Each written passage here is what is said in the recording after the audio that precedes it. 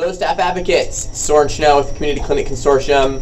This is my first video to you in the new year, in 2010. Happy New Year and happy holidays. So over the holiday season, what happened on healthcare reform is that the United States Senate passed its version of the bill, which we were waiting for before Christmas.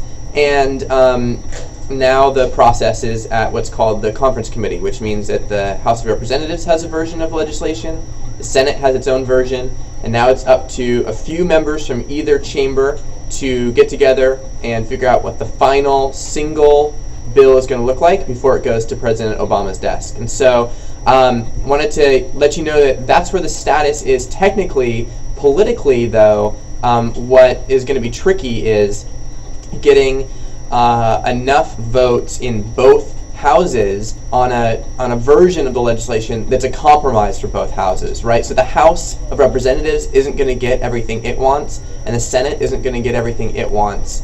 There's going to be compromises that need to be made on both sides, but hopefully the compromises will be good enough that enough people, a majority in either house, is able to vote for it.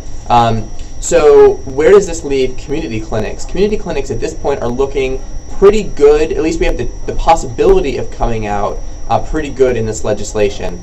And so what we need to make sure now is that the compromise version that comes out protects the good things that are already in there, so none of our good provisions get eliminated.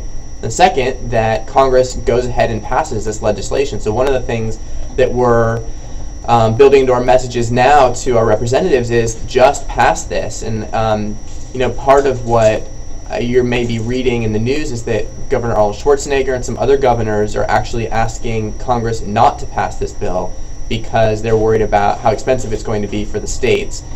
You know, there's a possibility that there could be something worked out where it's not as expensive to do health reform to California, but right now Governor Schwarzenegger's line is kill the bill outright. There's no way to save it. And on our message, Community Clinic's message is we need this legislation, we need this bill, and our patients need this bill.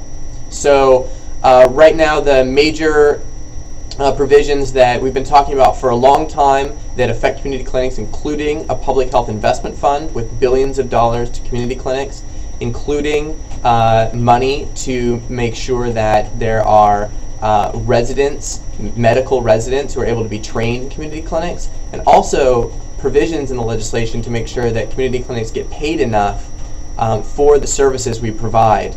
And all that is in either one or the other versions, either in the Senate or the House version. So again, it's really important now that we weigh in with our members, our representatives, and say, we need you to protect those provisions of the compromise version that protect community clinics. And so if you see in the email that I sent out, there's a text that you can copy into an email to Senator Feinstein that urges her to do just that. So if you have any questions, as always, get back to me by email or phone. But otherwise, thanks as always for your advocacy, and stay tuned for more.